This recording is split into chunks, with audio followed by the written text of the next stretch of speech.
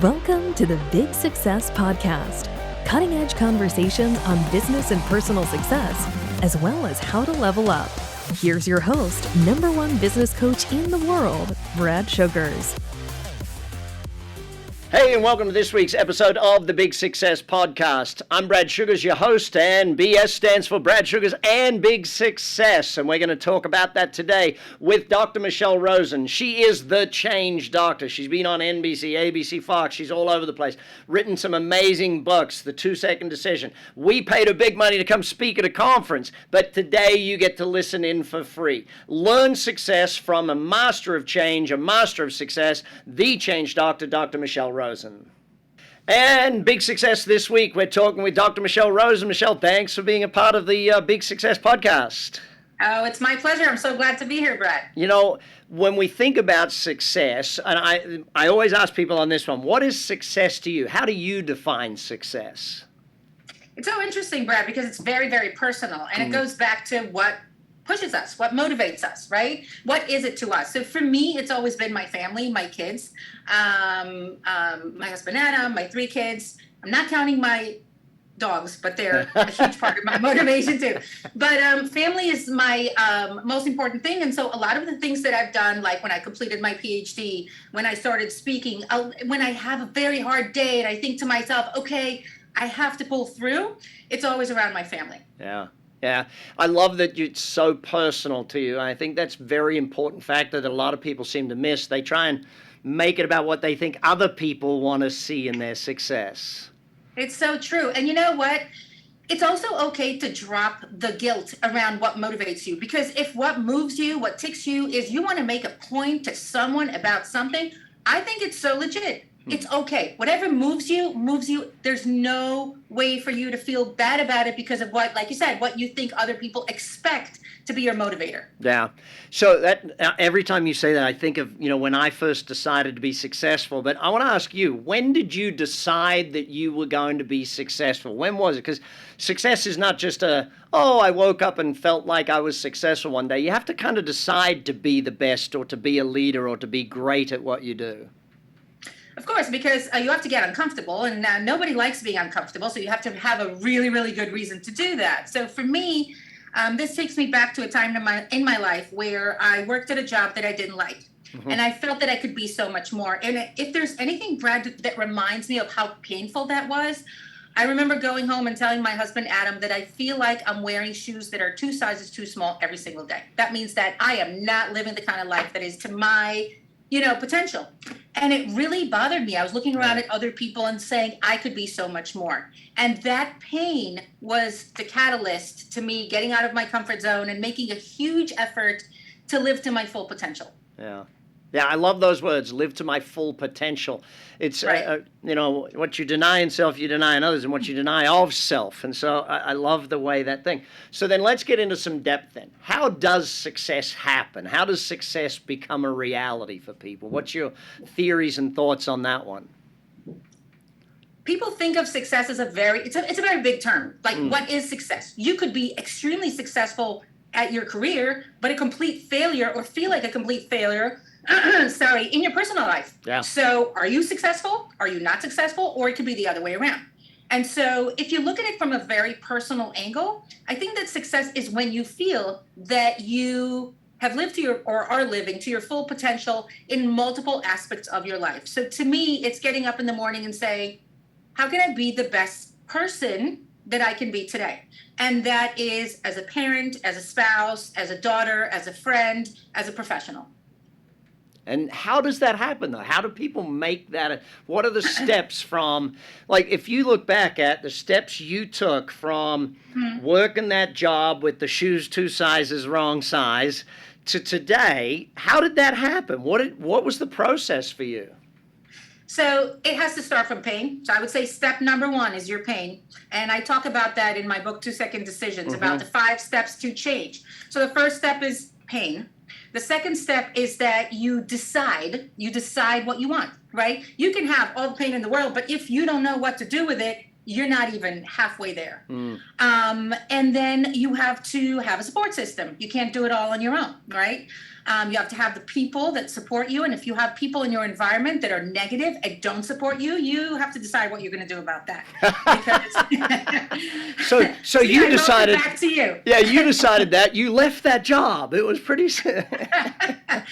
If I left the job and it was very scary, yes, it's very scary. And every day, I'll tell you something, Brad. I don't remember when was the last time I was in my comfort zone. So it's not a destination to become successful. So it's not a linear process where you say, okay, Michelle, you were in a place where you felt like you're wearing shoes that are 2 sizes too small. Then you felt the pain. Then you decided to change your life. And then you narrowed down on it. You got your support system, and it happens every day. Yeah. And when you are in a growth process, you're going to move from one goal to another, because what is the ultimate destination of success? But I think that when you live a life with purpose and with passion, there is always the next thing for you. And so you are in a constant quest of becoming better, finding more things in yourself in terms of what we call your full potential that are more interesting and fascinating. Yeah, it's hard to know what your next goal is until you've reach that current goal. Like when you turn the corner, you can see what's around the corner type thing. So hang on, let's complete on the 5. We got to the 3. Let's complete on the 5. I don't want to leave people hanging on this. Actually, maybe we should. Then if we leave them hanging, they got to buy the book. So, It's So there's the pain, there's the decision, there's the support system, there's the carrying through obstacles where, life throws curveballs at you and you still don't give up, which is a huge part of the journey. And then there's the become part, which is the 5th part. And the become part is when you become that person that is capable of doing those things. So it starts from the pain. And for a lot of people, when they are in the pain part of the process, they say, this is terrible. What is happening to me right now, me experiencing all this pain, I'm miserable. Why is this happening to me? Why do other people have it so easy and I have it so hard? And I say, no, you got it wrong. You're being blessed right now by experiencing that pain because you got something to work with. Because if you don't experience that pain, you're going to live a very shallow life. But if you experience that pain and you build on it, you got a great material to work with. From there, you can move to the rest of the stages. You can't get to any of the other stages if you don't go through the misery of walking around feeling like you're wearing shoes 2 sizes too small, or sometimes it's in the form of a tragedy. Something terrible happened to you. And I've worked with a lot of people that this was the catalyst to their change, to their growth as people. So, embrace the pain. The pain, whatever it is, as horrible as it is, it could be your blessing in disguise. Yeah, one of the challenges there, and I guess it's an interesting one around success, is how do people that are, I guess, comfortable, complacent, what happens? How do we need to push them off a cliff and say, go, you're like the bird, pushes the baby out of the nest and makes it fly type thing? I mean, how do they get through that complacency? Or Brad, how many people do you know that wake up every morning and say, I don't need anything. I'm so fine. I'm so happy. Like everything in my life is so perfect. So I'm just, give me someone like that. And I'll say, you know what? Maybe you don't need to make a change. Maybe you don't need to grow. I don't know a single person, just unless they're lying. That's a different story. I know a lot of those. Unless they're lying and trying to put up an act like their life is super perfect and their kids are super perfect and everything. Unless it's that kind of thing that you see a lot on social media, I do not know a single person. Yeah. Everybody has pain. Yeah, the amazing person on Instagram that I love those Instagram ones where Instagram versus real life. It's like that's yeah, I know. That's the. So let's flip that over then and use that for a second. So how can failure teach success then? See, everybody gets the material to work with, right? So everybody gets the pain to work with. You have pain in your childhood, you have pain right now, whatever it is. So you got the foundation. Now the question is your perspective. And so if your perspective is woe is me, poor me, I'm miserable, why do I have, there's nothing's going to happen to you. You're going to stay with the pain. But if your perspective is, I have to figure out why this happened to me. Why do I have this pain? What can I do with it? If something hurts you, like physically, right, you would go to the doctor and you would try to get to the bottom of this. Why does your knee hurt? Why does your head hurt? Why does your elbow hurt you every time you bend why are these things happening? And so, but when it happens to us in our lives, we're like, I'm just not lucky. No, there's no, it's not about luck, and it's not about karma, and it's not that you're not lucky, and it's not that you have a pattern in your life, something you've been doing over and over again that got you to this place, or you just got blessed with something to work with and you need to realize what you can do with it. I love it. I love it.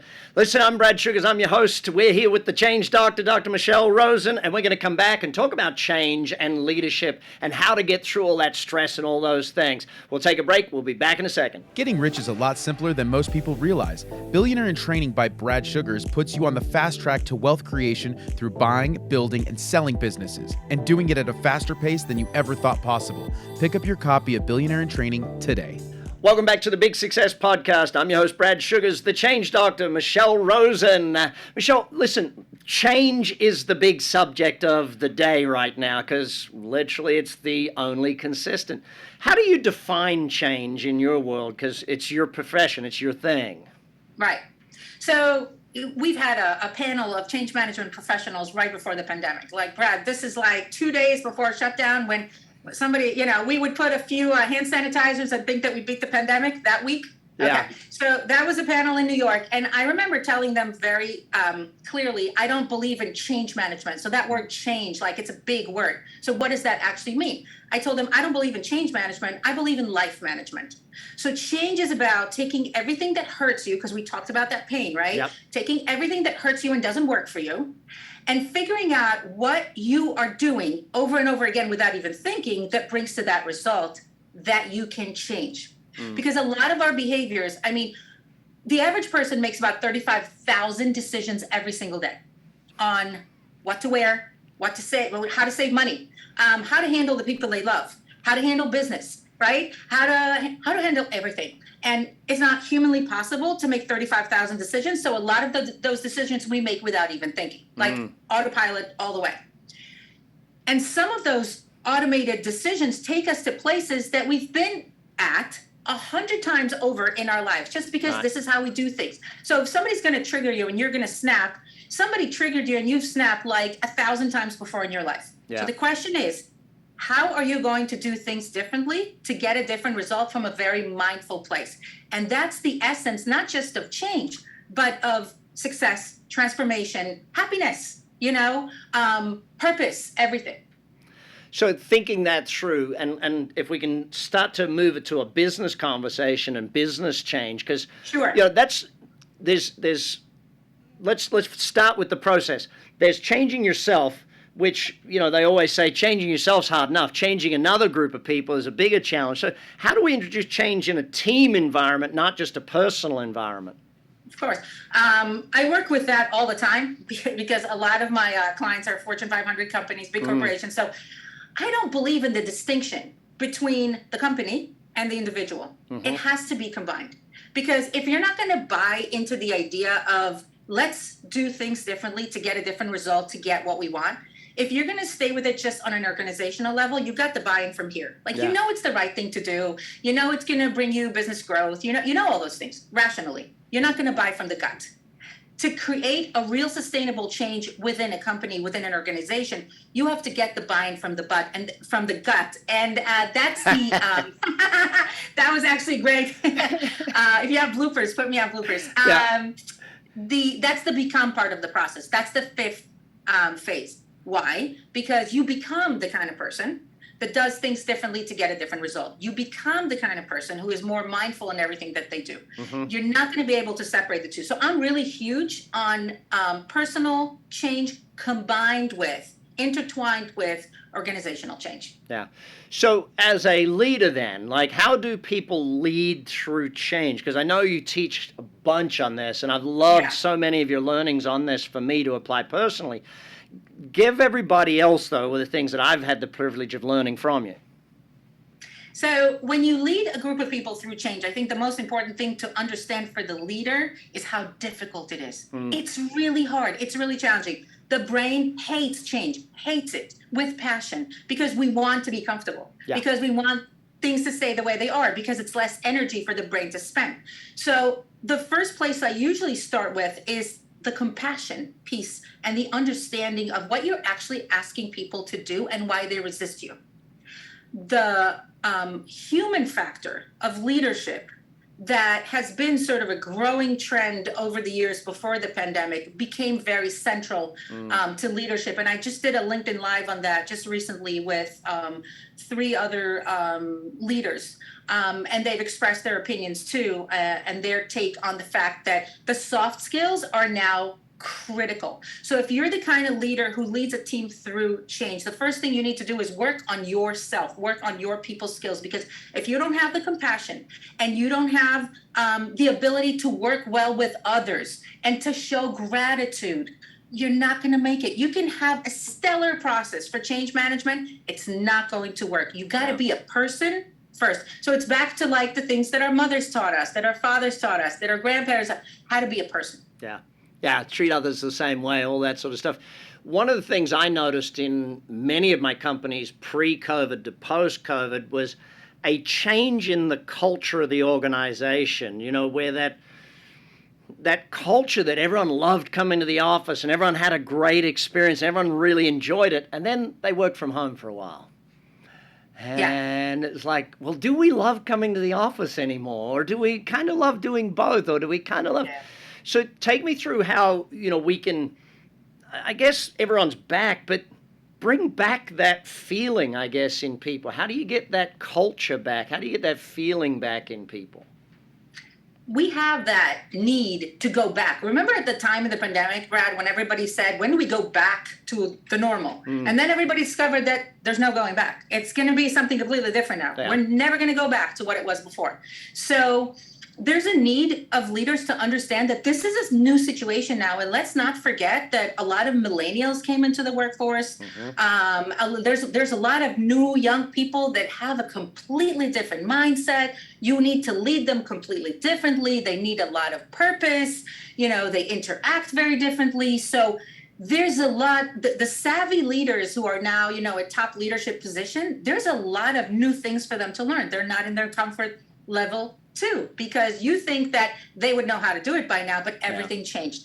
And what I was talking to leaders about at that LinkedIn Live is the need to be very tuned in and mindful to where people's minds are at, because what we're perceiving as people's needs right now in 2022, August 2022, is not necessarily going to be where everything will be in a year from now.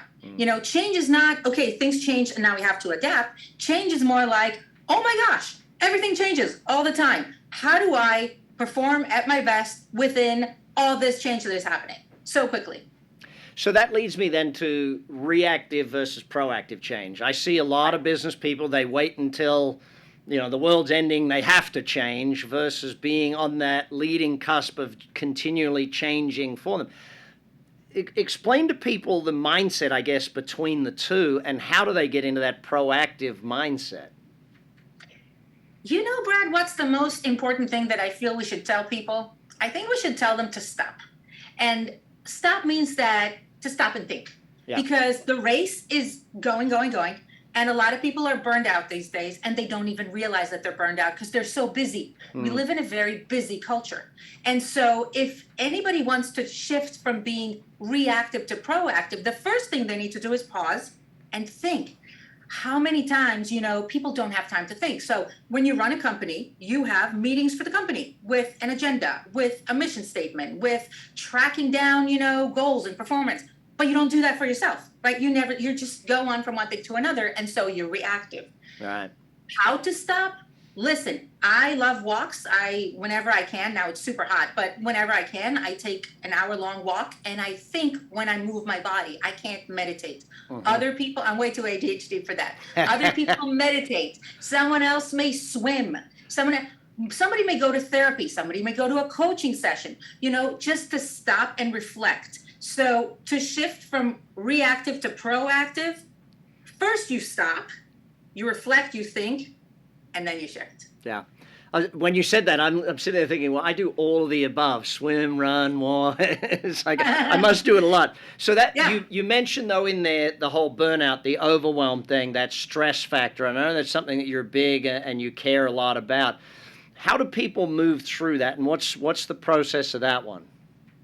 So burnout has, I mean, we can look at it from two different angles. One angle is your own burnout. The other one is other people's burnout, right? So in terms of your own burnout, the most dangerous thing about burnout is that most people, when they're burned out, they're too burned out to realize that they're burned out, because they just go on from one thing to another and they try to make it and get through the day. It's literally drunk driving, because if we're talking about success, and the heart of all success is good decision making, good mindful decision making in different aspects of your life, right? You can go here, you can go there, you can take the right move or the wrong move. Then how are you going to do that if you're so burned out that you're not even thinking right? So for yourself, the most important thing is self-care, self-care, self-care, and assume that you're burned out. After the last 2.5 years, everybody's burned out to one degree or another. Yeah. So that stopping to think and reflecting and self-care is not just a social media term. It's really important. It's a really important part of success, number one. Number two, when it comes to other people, when somebody else is burned out and you're dealing with them, believe me, Brad, they're not nice, okay? They're not, it's not that they're going to come to you and say, hi, Brad, listen, I'm a little burned out, so I just wanted to let you know, and I apologize. I may come across as a little agitated, but we're cool on that, right? Like, I'm burned out and you're cool with me. It's like they're going to be the most obnoxious people. They're going to be like passive aggressive and horrible, and you're going to think to yourself, who is that person? Like, let me give them a piece of my mind. This was totally nasty. Like, why are they like that? And so we don't know why the other person is like that, but it's a symptom of burnout when you're agitated, irritated, not patient, passive aggressive, not nice. So if that happens to you and you encounter that kind of person, for the love of God, be patient. Yeah. Be patient with people these days, because you don't know what the other person's going through. Yeah. I know when it's my 4-year-old daughter, it's like, okay, she's just tired. We know she's just tired. Yeah. But you don't do that with other adults as often or as easily as you do with the Right. kids. So Right. It's true. wonderful advice. All right, we're going to take a quick break. I'm Brad Sugars, your host. We're here with the Change Doctor, Michelle Rozen, and we're going to come back and talk about leveling up your success. Dr. Michelle Rozen, a.k.a. the Change Doctor, holds a master's degree and a Ph.D. in psychology and is a highly respected authority on the psychology of change. Find out more on drmichellerozen.com today. Welcome back to the Big Success Podcast. I'm your host, Brad Sugars. Dr. Michelle Rozen, leveling up success. Not just success, but massive success, big success, as the name of the podcast. What are some of the keys to getting people to that massive level of success, going from good to great type thing? I think going from good to great has to have a good reason, right? You have to want to go from good to great. Maybe in some circumstances, being good is good enough and you're perfectly happy with being good, and that's fine. Going from good to great, to me, is harder than going from not so good to good. That's a lot of effort. That's a becoming process where you grow as a person to someone who is great. Now, someone who is great can be great in business, great as a personal, you can totally, we talked about it, totally fail in business, but really be an incredible parent, and that's your life purpose, and that's totally fine. I think the heart of it is really challenging yourself all the time and having a good reason to do that. And then in the short term, you lose the comfort. You're constantly challenged. You're never comfortable. I'm literally talking about myself, Brad. But but in the long run, you really, really reap the fruit of your efforts. You gotta have a really, really good reason to get up in the morning and do all of that. And it's gotta be greater than yourself. I mentioned my family. As far as I'm concerned, for some people, it's another goal. It's gotta be something that is above the daily grind, that is gonna make you go through the daily grind to get there. Yeah. I love that whole concept of, that personal growth, that whole thing. And if it starts with the change of someone's dreams, the change of their goals, how did you do that? How did you go from that? Or how do you see other people do that, where they go from average goals of pay the bills and get by to the massive goal of the achieving greatness or achieving a great thing, or even whether it's business success or life success? What's the process in your mind that either you went through or you see others go through? I think it has so much to do with what coaching is all about, right? And nobody knows that better than you. So I think it has to do with knowing how. Knowing how. People don't know how. You start life, you go to school, you get this degree and that degree, whatever training you get, Nobody teaches you how to pursue goals. And how are you supposed to know that? So unless you were lucky enough to read a certain book or meet a certain person that taught you how to do that, you have no idea how to do that. And so before you know it, you give up. You're like, oh, this person did all these great things because they're so amazing. I can't do that. So I'm just going to pay the bills and, continue living here because you don't believe you can. And even if you believe you can, pretty much you give up pretty quickly because you don't know how. So the how should have been taught in second grade. And I'm going to share something with you, Brad. My youngest daughter, Mia, she's 14 now. So when she was about 11, she came back from school with, and she said, we set our goals today. And I looked at her sheet of setting goals. And it's literally a bunch of obscure general statements that will take her nowhere. So I'm going to listen more. I'm going to be a better student. And I look at it and I'm like, that is not how you do it. So I call the teacher and I say, Mrs. So-and-so, whoever it was at the time, let me come and teach the kids how to set goals. And the teacher says, listen to this, Brad. She said, no, we're totally good. The kids already set up their goals for the year, so we're fine. And I'm like, they're missing out because if you don't know how to get really granular with your goals, if you're going to say all these general things, none of this is going to happen. Before you even get to the plan, to the concrete plan part of it, if my daughter said on that sheet, instead of I'm going to be a better student, if she said I'm getting at least 3 A's and 1 A+, by the end of the first semester, so there's like a specific goal and a deadline, let's go. I'm telling you, it's happening. But a student that says I'm just going to be a better student is just like people saying every year at New Year's, I'm going to lose a bunch of weight this year and I'll be more fit. I don't know what that means. It's not going to happen. You're going to drop it by February. Tell me I'm going to lose 50 pounds by, Easter, and I'll tell you, you know what? I bet you're going to do that. Yeah. Yeah, the law of specificity is still alive and well for us all, isn't it? Yeah.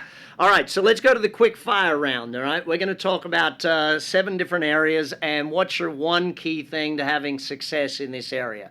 First one, what's your key on relationships, successful relationships?